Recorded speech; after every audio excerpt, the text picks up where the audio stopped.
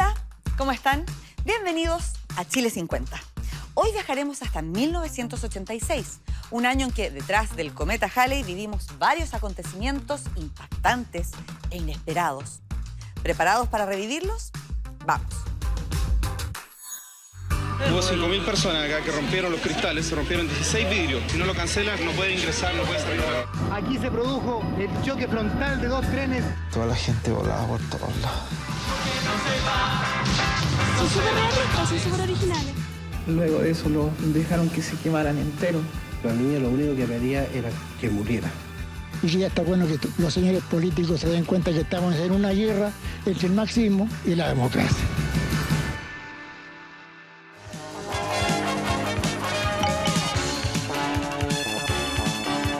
Se le conoce desde hace más de 1000 años antes de Jesucristo y sin embargo jamás ha dejado de maravillar o de atemorizar al hombre. 1986 comenzó con una noticia que llegó desde el espacio. Nuestro país sería testigo de un evento astronómico único que ocurre solo cada 76 años, el paso del cometa Halley. Se suponía que desde Chile tendríamos una visión privilegiada y el entusiasmo impulsó la demanda por los aparatos que sirvieran para verlo de más cerca. A medida que pasan los días, crece el interés del público por adquirir distintos tipos de telescopios y también, por supuesto, de binoculares. Estos días se han vendido cualquier cantidad de telescopios y binoculares. Ahora ya ni siquiera se regatea con respecto a precio. Lo único que le interesa es conseguir un buen telescopio. A los observatorios del norte llegaron más de 1.600 astrónomos de todo el mundo.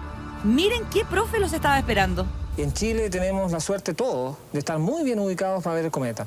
Y lo único que se necesita realmente para ver bien el cometa es tener un cielo, ojalá tan oscuro como sea posible, es decir, estar lejos de las luces de una gran ciudad y tener un cielo despejado, por supuesto. Y limpio también. Algo que en ese año no pasaba en Santiago, donde la contaminación ambiental obligó a las autoridades a poner en marcha la primera restricción vehicular de nuestra historia.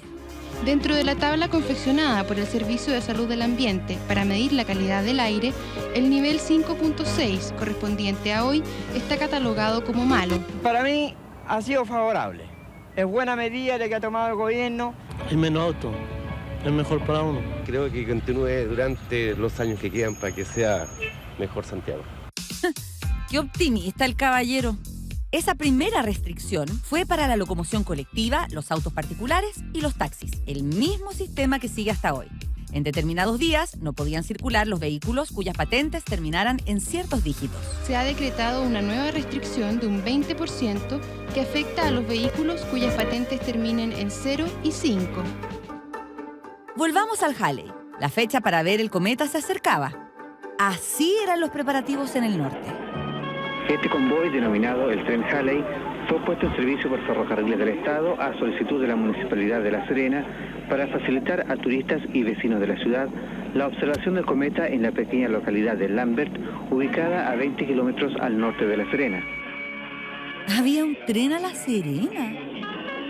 Al llegar a Lambert, un ambiente de fiesta recibió a los visitantes. Prácticamente todo el pueblo concurrió a la estación para participar en la bienvenida. Sin embargo, de la emoción y gran expectación que sentíamos, pasamos rápidamente a la desilusión. Estoy tratando de verlo en este momento, pero por lo que se ve no pasa nada. A pesar de levantarme a las 4 de la mañana todos los días, pero no lo hice. A ver, el cometa sí pasó por la Tierra, solo que en Chile poco y nada se dejó ver. Los que dijeron que pudieron identificarlo, lo describieron de la siguiente manera. ¿Usted ya vio el Halley? Sí, lo vi. ¿Dónde? Lo vi en Coquimbo. ¿Y qué tal? Bueno, impresiona mucho. ¿Qué es lo que vio? ¿Cómo es? Mire, lo vi a las 4:38 de la mañana. Y es lo mismo que era una mata de apio, así, porque tiene una cabeza redonda y la cola que tiene pero es blanco.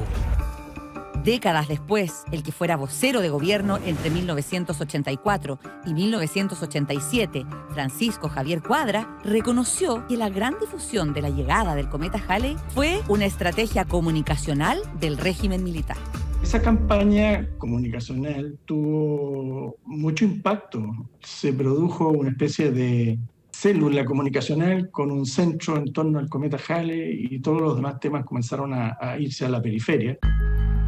A principios de 1986, la dictadura de Augusto Pinochet tenía que dar a conocer su agenda de cambios legislativos para el plebiscito que se realizaría en 1988. Entre ellos, cómo sería el registro electoral y cuál sería la conformación de los partidos políticos. Pero eso no estaba listo a la fecha de su anuncio. Fue en este contexto que se instruyó ensalzar el paso del cometa Halley. Televisión Nacional de Chile emitió programas como Encuentro en el Cosmos, conducido por el cantante y compositor Alberto Plaza, quien un año antes se había hecho conocido por su participación en la competencia del Festival de Viña con la canción Que cante la vida. Y hemos elegido para eso un lugar bastante alejado de la vida agitada de la ciudad. Un lugar muy remoto del universo, el Valle de Elqui. No se escatimaron recursos para la realización del programa, que contó con la presentación de otros artistas, entre ellos Pancho Puelma y Los Socios. Pero mientras la atención estaba en el cielo, en la tierra otros asuntos estaban pasando. Consternación existe hoy aquí en este barrio de San Miguel. Anoche a las 20:15 horas aproximadamente fue asesinado el dirigente Simón Llévenes. Él atendía su negocio aproximadamente a las 8:15 cuando uno o más desconocidos, el número todavía no está determinado, dispararon contra él con armas automáticas. En el interior del negocio estaba solamente acompañado de su madre. Al velatorio de Llévenes asistieron miembros de la Unión Demócrata Independiente, partido del que era dirigente poblacional. Simón Llévenes era un conocido y apreciado vecino del sector. Fue durante 17 años presidente del Sindicato de Ferias Libres y desde hace unos 5 ocupó diversos cargos como dirigente vecinal. Fue esta última actividad precisamente la que lo convirtió en un blanco predilecto de los violentistas y exaltados. Cuando se junta ese montón en las protestas, pasan haciendo marcha y siempre la misma cantinela: Simón, desgraciado, tus días están contados. Y eso se lo sabe todo el mundo porque todo el mundo lo escuchaba. O sea, estaba amenazado. Amenazado también por llamadas telefónicas. Todo esto consta en la comisaría. Por todos los antecedentes aparece como un delito de connotación política evidente. También en 1986 ocurrió el asalto a la panadería Lautaro, en el que falleció el carabinero Vázquez Tovar. Ambos delitos fueron investigados de forma conjunta por la justicia militar, que condenó por homicidio calificado a 3 miembros del Frente Patriótico Manuel Rodríguez. Todos los condenados fueron beneficiados años después con el indulto presidencial de Patricio Elwin. Canta Luis Jara. De regreso en el año 1986, un recién llegado al mundo de la música, Luis Jara, se presentó en la competencia internacional del Festival de Viña del Mar con la canción Me hace falta.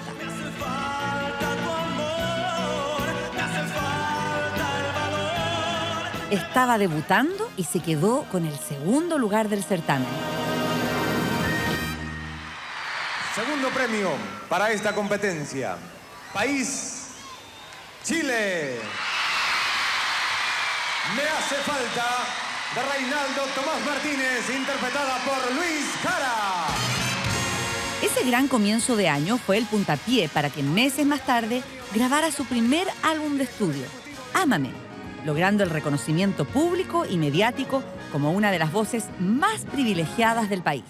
Con el tema Ámame, ya que nos queda debiendo el tema ganador, recibimos con un cariñoso aplauso a Lucho Jara.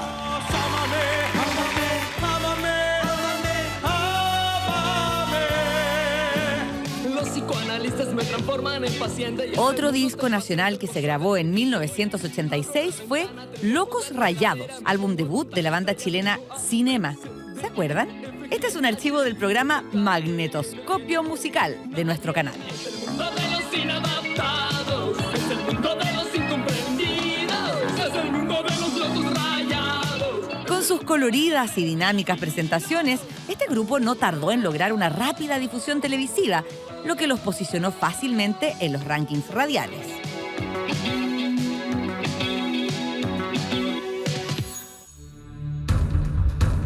En febrero de 1986, una tragedia ferroviaria en el sector de Queronque entre las comunas de Villa Alemana y Limache, ocupó las páginas de los diarios del país. Aquí se produjo el choque frontal de dos trenes. Desde acá podemos tener una dimensión mucho más amplia y general, a plena luz del día, de lo que es esta catástrofe. Este ha sido el peor accidente ferroviario de nuestra historia. Murieron 58 personas y hubo más de 500 heridos. El choque fue, según se estima, a unos 140 kilómetros por hora. Desde Ferrocarriles del Estado indicaron los motivos que habrían ocasionado la colisión entre los trenes. A la hora que se produjo el accidente había habido un robo de alambre de comunicaciones y las comunicaciones estaban interrumpidas. A medida que avanzaban las horas, fuimos conociendo testimonios de sobrevivientes y personas que ayudaron en el rescate de los heridos. Y venimos todos tranquilos cuando sentimos un impacto terrible. Terrible, que toda la gente volaba por todos lados. Niños debajo los asientos, terrible, pero terrible. Antes de 1986, la mayor tragedia ferroviaria había sido a mediados de los años 50. Ocurrió en la estación San Bernardo. Un tren que se dirigía a Pichilemu impactó los dos últimos vagones de otro convoy que estaba estacionado a la espera de vía libre y autorización para continuar el viaje. Eran bien descarnados los titulares de esa época, ¿o no?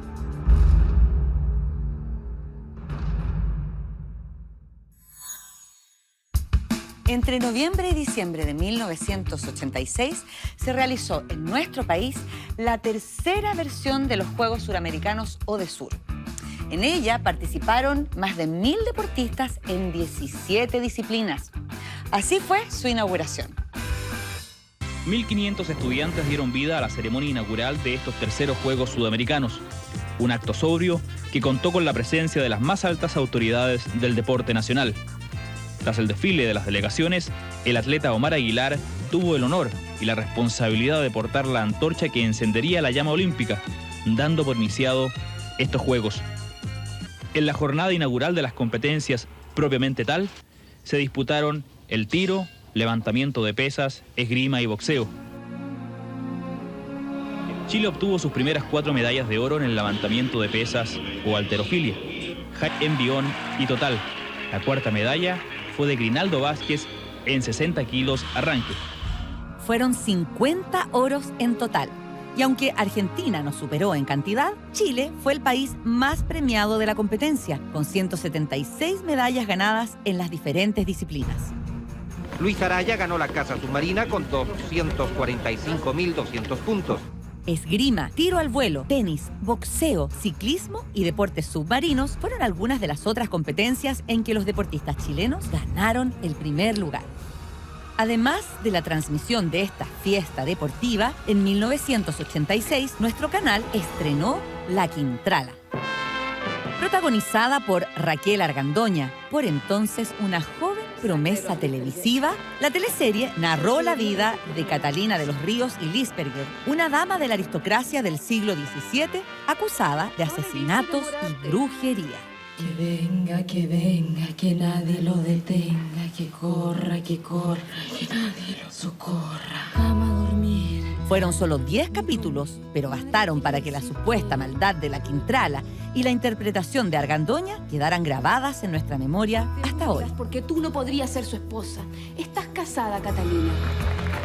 20 años después del lanzamiento de la Quintrala, se estrenó en Chile La Ciudad de los Fotógrafos, un documental de Sebastián Moreno que, a través de testimonios y archivos audiovisuales, destacó la importancia que tuvieron los reporteros gráficos durante la dictadura.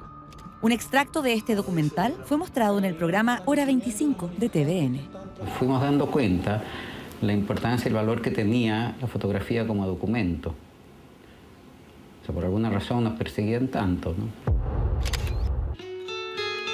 Rodrigo Rojas fue un joven que vivió toda su vida en el exilio. Creció escuchando sobre este país que estaba en dictadura, bajo una represión tremenda. Él decidió venir a Chile. Y él se hizo parte de la Asociación de Fotógrafos Independientes, de la AFI. Y cuando llegó el momento en que él quiso salir a hacer fotografía, Yo le dije no vaya a Chile, no sé por qué le dije eso. Él quería participar, quería también derrocar a Pinochet. Pero le tocó estar en el lugar y en el día equivocado. Salen a hacer barricadas, pero aparece una patrulla militar que los atrapan en un callejón, los rocían con benzina y les prenden fuego. Lo que describe Moreno ocurrió el 2 de julio de 1986 en Estación Central.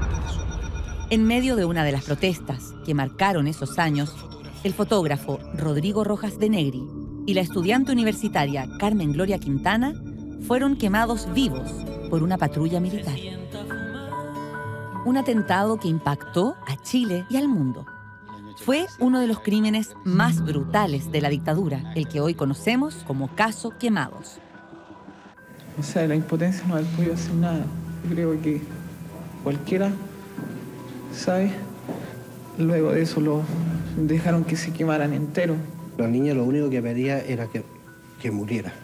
Mátenme, mátenme, decía, porque no aguantaba los dolores. Por favor, te lo suplico de rodillas, dame justicia para mi hija. ¿Hasta cuándo nuestros jóvenes van a ser destruidos? ¿Hasta cuándo la justicia se va a quedar callada? Carmen Gloria Quintana sobrevivió con el 62% de su cuerpo quemado. Se sometió a múltiples intervenciones, pero las traumáticas huellas se mantienen hasta la actualidad. Rodrigo Rojas de Negri falleció 4 días después del atentado. Mientras agonizaba en el hospital, el joven fotógrafo declaró ante un juez y contó lo que les había pasado. Sin embargo, los medios oficiales de la época optaron por respaldar la versión que se entregó desde el régimen. No quiero pensar mal, sería malo si yo pensara un muerto mal. Pero me da la impresión de que a lo mejor llevaba algo oculto y se reventó y se le produjo la quemazón por dentro. Este caso pasó por varias instancias judiciales. En 1991, un tribunal militar condenó al oficial Pedro Fernández Ditus, pero solo por haberle negado asistencia a Rojas y a Quintana mientras sufrían las quemaduras. Recién en 1993, la Corte Suprema lo declaró como responsable de los hechos y aumentó la pena a 600 días de cárcel. Pasaron casi 30 años hasta que un ex conscripto, que había sido testigo directo del atentado, rompió el pacto de silencio que había entre ellos. Cambió el curso de la historia, permitiendo que se reabriera la investigación judicial y se supiera la verdad. La Corte de Apelaciones de Santiago condenó en segunda instancia a 20 años de cárcel a Julio Castañer, Iván Figueroa, Nelson Medina y Pedro Fernández Ditus por el delito de homicidio calificado de Rodrigo Rojas y en grado de frustrado de Carmen Gloria Quintana. Estamos muy contentos, es como extraño, así como sentimientos como extraños después de 36 años de recibir este fallo donde por primera vez después de tanto tiempo se hace realmente justicia. Realmente es un fallo histórico. O sea, te digo, mi corazón todavía salta. Además de los 4 autores directos del crimen, fueron condenados otros 6 exmilitares. 4 en calidad de cómplices a 10 años y 2 como encubridores a 3 años y 1 día. Sentencia que dobló las penas que el ministro Mario Carroza había dictado en primera instancia en 2019. En agosto de 1986 y en la cima de su popularidad, Luis Miguel visitó nuestro país para iniciar una gira. Se demoró algunos días en llegar, eso sí, porque se enfermó, pero cumplió su palabra de honor y pisó suelo nacional. Cuando llegó, el animador Antonio Bodanovich se subió al avión a buscarlo. Miren. El vuelo Lufthansa itinerario desde Madrid está llegando. Quien trae a bordo es a Luis Miguel. Luis Miguel, gusto de saludarte. ¿Cómo estás? ¿Qué tal, Antonio? ¿Cómo estás? Muy bien, ¿te recuperaste? Claro que sí, ya estoy perfectamente bien, nada más un ligero percance y el cual ya está todo solucionado. Pues mis médicos me recomendaron no salir, precisamente por eso, porque no era recomendable, era horroroso que yo hubiera venido aquí a Chile, hubiera estado 2 días nada más y regresar de nuevo por esta enfermedad. Entonces preferí estar seguro y ya estoy seguro de que voy a estar aquí con todos ustedes, muy feliz.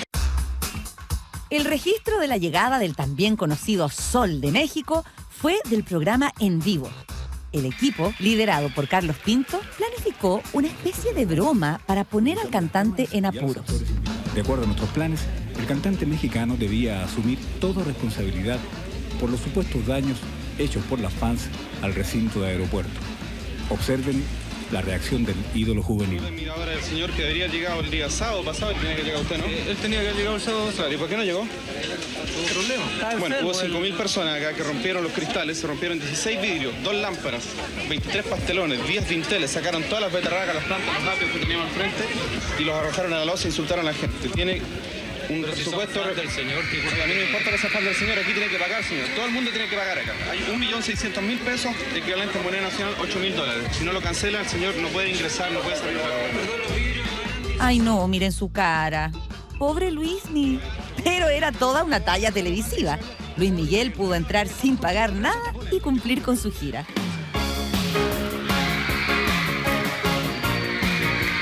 Fíjense que hasta estuvo en los estudios de nuestro canal, donde cantó a todo pulmón. Un rock and roll sonó y todo cambió. Era tanto el furor de las fanáticas que algunas se subieron al escenario. ¡Qué locura! ¿Eh?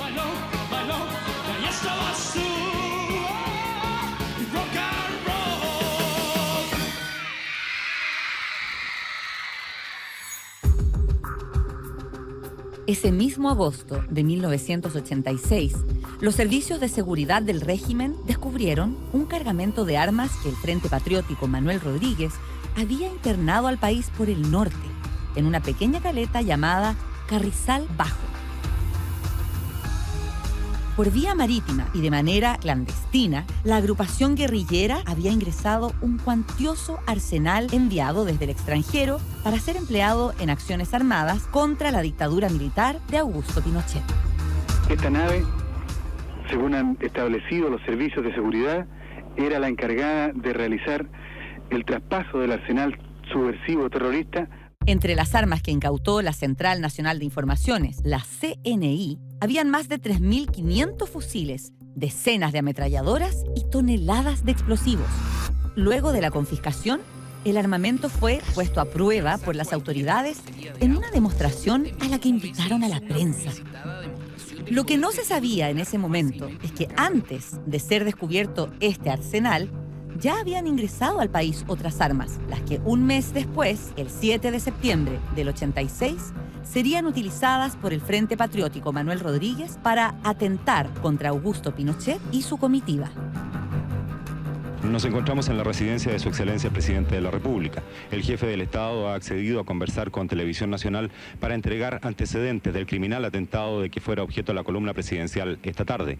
En dicho atentado se emplearon fusiles M16, lanzacohetes Low y granadas de mano. Este es el impacto de un rocket que no tomó la suficiente velocidad inicial. En consecuencia se incrustó aquí en el vidrio, pero no explotó, porque si hubiera pasado esta capa y explota adentro, no queda nadie vivo lo que está adentro. Pero esto prueba que el terrorismo es serio, que es más grave lo que están hablando, que es más serio lo que están hablando, y que ya está bueno que los señores políticos se den cuenta que estamos en una guerra entre el marxismo y la democracia. La Operación Siglo XX tenía como objetivo único acabar con la vida de Pinochet y precipitar la caída del régimen.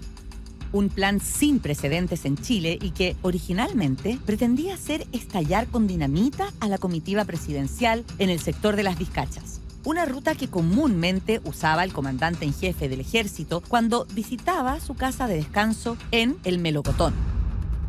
Ante el hallazgo del armamento en Carrizal Bajo, la idea inicial se descartó y se comenzó a gestar una emboscada con 21 fusileros del frente.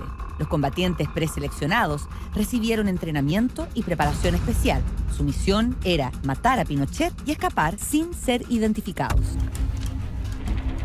Pero la operación falló.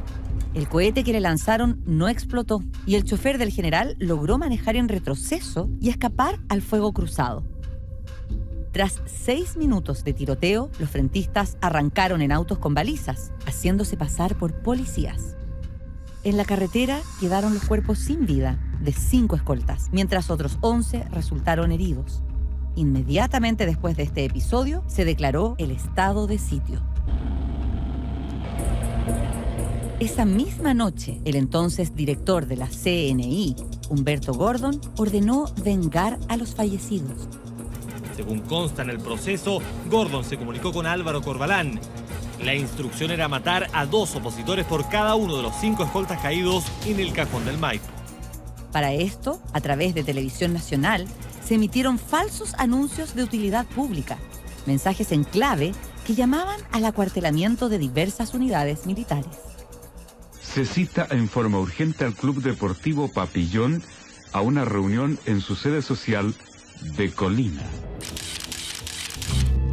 En solo horas fueron secuestrados de sus casas y acribillados por agentes del Estado 4 opositores al régimen que nada tenían que ver con el atentado. Entre ellos, el periodista de la revista Análisis, José Pepe Carrasco. Las imágenes que veremos a continuación fueron registradas por el informativo Teleanálisis.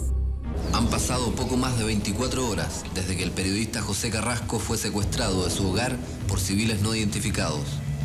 Su apresamiento ocurrió en la madrugada del lunes 8 de septiembre, horas después del atentado contra el general Pinochet y durante la vigencia del toque de queda y del estado de sitio recién implantado. Tras muchas horas de angustia e incertidumbre, familiares y amigos esperan el reconocimiento del cadáver.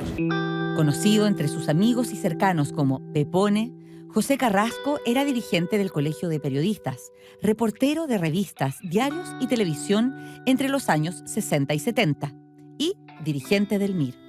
Desde ahí, luchó contra la censura impuesta por la dictadura. Estas son imágenes del masivo funeral y entierro del periodista, registradas por corresponsales extranjeros.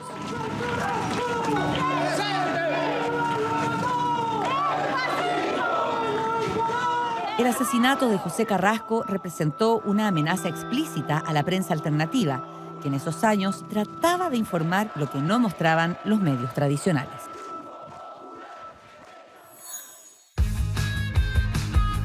Septiembre del 86 fue un mes muy intenso y difícil en Chile.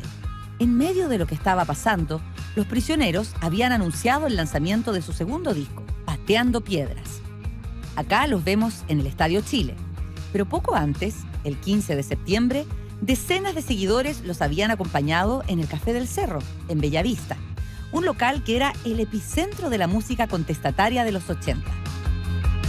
La canción y la temática que refleja una realidad social que se está viviendo aquí actualmente. Las canciones de ellos tienen fuerza y a la juventud les gusta mucho. Porque son sencillos, lo que tienen es que son muy sencillos. Son súper realistas, son súper originales. El nuevo álbum se convirtió en un hit. Antes de salir al comercio, ya se habían prevendido 5.000 cassettes en Chile. En noviembre de ese año dieron 2 conciertos a tablero vuelto en el entonces Estadio Chile. Este éxito de Los Prisioneros se convirtió en un triunfo contra el veto que les había impuesto la dictadura, impidiendo que salieran en la televisión o fueran cubiertos por la prensa oficialista. El verano que vino sonaron fuerte en las radios, muevan las industrias, ¿por qué no se van? Y el baile de los que sobran, que a todo esto, por fin pudimos bailar hasta la madrugada. Y es que para 1986 llevábamos 13 años viviendo con toque de queda. Por eso había tanta alegría cuando se anunció que se acabaría después del próximo año nuevo, el de 1987. De acuerdo a diferentes recorridos realizados por varios sectores de la capital, la decisión del gobierno de suprimir el toque de queda en Santiago no ha alterado mayormente el comportamiento nocturno de los capitalinos. Indudablemente que va a costar que la gente se quede totalmente hasta altas horas. El público se retira a la hora de costumbre, pero siempre queda.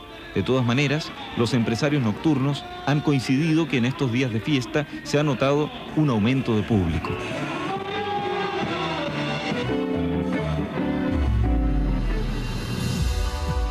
así terminamos nuestro viaje por 1986. Ahora seguimos avanzando, pero acuérdense que en reversa, hacia 1985. ¿Dónde estaban ustedes esa tarde del terremoto que vivimos ese año? ¿O prendieron la tele cuando se estrenó Zoom Deportivo, conducido por Sergio Zapito Livingston? Esto es Chile 50, la serie.